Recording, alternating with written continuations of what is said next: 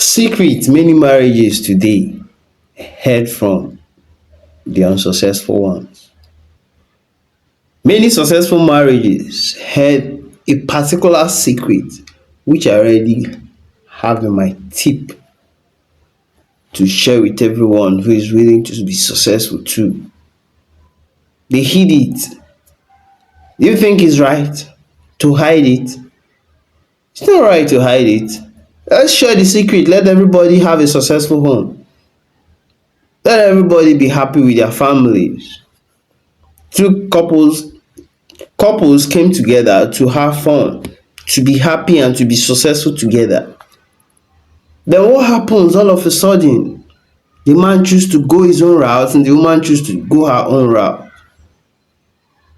Of course, they came together. They proclaimed I love you. They wouldn't stop calling at some point in time. The man keeps calling, the woman keeps calling. How are you? How are you doing? Have you eaten? Did you get enough sleep? Have you taken your bath? What are you wearing? What's your position right now? Talks like that was very, very interesting at the beginning. But what happened all of a sudden? You hardly call, you hardly text, you hardly ask how are you. You hardly say I'm sorry. Things changed over time. What actually changed? The secret is in this video. Do well to stay to the end, and I'll link it at once. If it happens to you that you're no longer having that spark of love, that interesting atmosphere, you're no longer having it anymore, things are beginning to fall apart, I'll say very sorry for your situation because nobody loves to fish in a troubled water. Once your marriage is troubled, once your home is troubled, you don't have peace anymore. You feel like you go outside and spend the rest of the day, come back and still meet the same hurdle, which means the problem is not solved. Some people feel it's best is to look for another partner. The man feel I think I need a new partner. The woman feel because he's the only one, that is why I believe if I share him with another person, he will learn to take his stance. Everybody's having different opinion on the issue. They want to do what really suits them, unknown to them that that cannot solve the problem. But most time it aggravates it, makes it harder for them to actually get that which they want. The problem is not in two partners, it's not in three partners, it's not in four partners. The problem is in you. It's in your character. If you can't change it for one, you can't change it for two, you can't change it for three, you can't change it for four. Change it. Change the character. Reform yourself. One thing I must tell you, marriage is not easy. It's not a bed of roses. I'll keep telling you that. It's not for the weak. You have to be strong. And you're strong. That's why you are there. If you're not strong, you can't be there. For getting the impression to get married, it shows you're a strong person. You remember the night before the D-Day? You remember how it works? You remember the memories that flows in?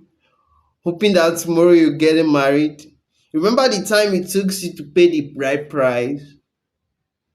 Remember the time it took you to announce to your family and your friends that you're about to get married. You remember the energy that goes behind it.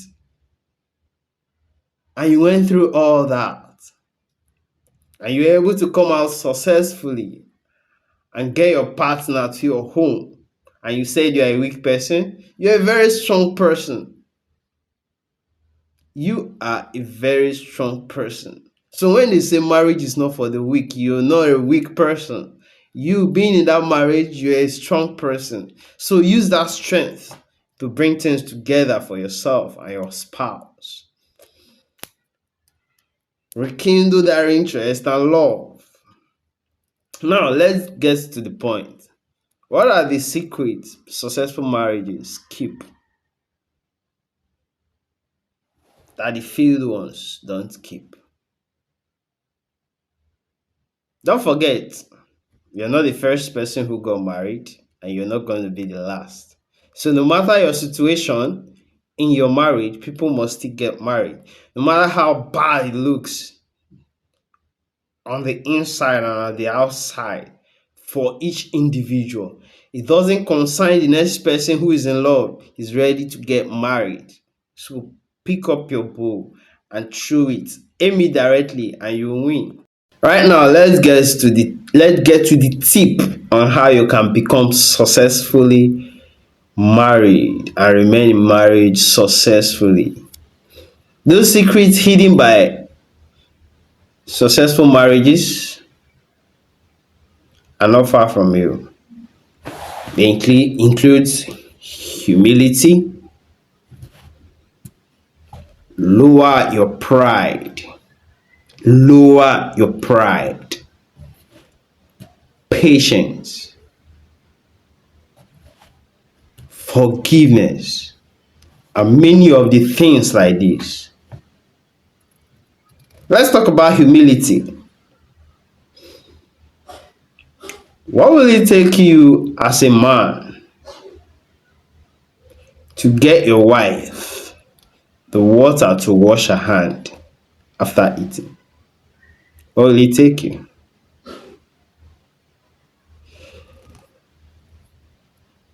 Now, as a lady, what will it take you to call your husband to the room and tell your husband that, please come to me, I need you?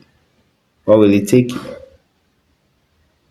What will it take you as a man to do house chores without grumbling, without complaining? What will it take you? What will it take you as a lady to bring out those cash you have hidden somewhere and take care of things in the home? What will it take you? Those are signs of humility. People hardly do it in marriage. So many people went into marriage with this mindset that if he treats me anyhow, I'll treat him anyhow. If she treats me anyhow, I'll treat her anyhow. That shouldn't be the mindset of two couples who are ready, couples who are ready to achieve a goal. The mindset of couples is to come together, look for every solution in a problem, and solve it. No matter how hard it is at some point in time, having that hope and confidence that it must come to a success in this marriage. That should be couples' goal. No matter the challenge that comes into that marriage, the marriage must be successful. That is couples' goal. You should be able to show your humility at every point. You're asking, why are you sending me that? Why are you telling me that? If he can't tell it to you, who else will he tell? You have the intention that he has seen you completely. Of course, he's supposed to see you completely. You're living together. She's supposed to see you completely. You're living together. Learn to forgive. Learn to forgive. I always say bygone. Let bygone be bygone. He does it, you forgive. He does it, you forgive. He does it, you forgive until he dies. In his age of 120 years, keep forgiving. Even if it have to be 120 days in 365 days, forgive like that. People don't easily forgive. It takes time. It takes people time. It makes people feel somehow. Why will I forgive you after all the things you've done to me? Who told you that you wouldn't do that to someone else? Who told you? Why do you feel that because you've done it to they've done it to you, you can't do it to someone else unknowingly? Who told you that? This is your partner, for crying out loud. You should be ready at every point in time. You say, I'm sorry. I never intended it to be that way. And let things go on. Lower your pride. Lower your ego. You're a minister in your office. You're taking a ministerial role. You're the president. You're the governor. As long as you have a wife or you have a husband,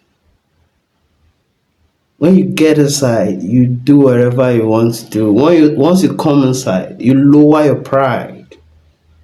You lower your principle.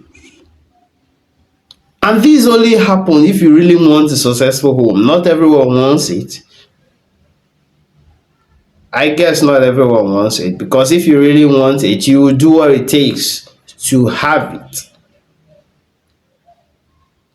Yes, you feel that as a point at this point you're about to leave, it's not working out for you. So why would you want to forgive? Why would you want to lower your ego?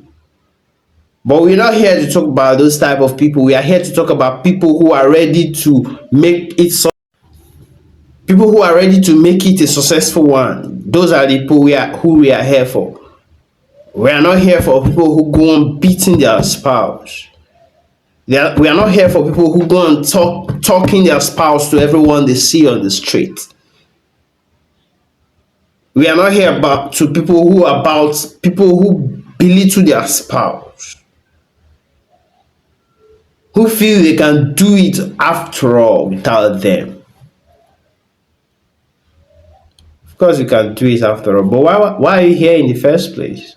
If you can do it after all, you can get pregnant for yourself. Why are you married? You can get yourself pregnant. Why are you married? Yeah, you can have kids by yourself. Why are you then married? You can protect yourself. So why are you married? You can cuddle yourself, of course. So why are you married? We're not here to talk about people who are proud and they are not ready to lower their guards, lower their standards for their spouse. No, no, no, no. We are here for people who are ready to be successful in it. They really want to prove it that this stuff must work, come what may. You went there to choose your spouse. Even if you are introduced, of course, some marriages are introduced. Maybe you as a man, you've tried all your best. That's to show you how uneasy marriage is. Many a times you could be talking to female folks for a very long time. They're around you, you go to work, you meet them, you cross the street, you see them, you take the cab, they are there, but you can't get somebody to marry. But you see a lot of women every day, but you can't marry any of them. That's because you have a goal. You know what you're looking for. And suddenly you meet this person, and this person looks good to you, whether introduced or you find the person by yourself. Then all of a sudden, pride, ego, choose to take over the relationship. And nothing is happening anymore. No, we are not here for those set of people. We are here for people who want to make it work. If you really want to make it work, if you really want to make it work, you should always atomize those stuff in your head. Those things should always be in your head 24/7. 24/7, they should be in your head. Yes. You learn to talk it out with your spouse, communicate properly when it's becoming very tough.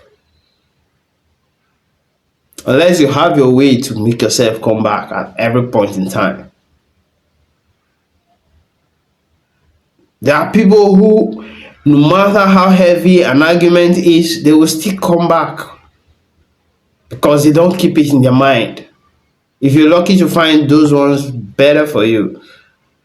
But there are some, they are ready to keep it in their hearts, keep it in their mind, keep it in their head, reminiscence it every now and then to make sure that they don't miss any of the scene, so they can play it back on another day. That is not how marriage works. That is not how relationship works. You have to let many things go. Don't forget, humility, very, very important. Lower your ego. And patience, don't forget, patience is key. It's a virtue. Patience.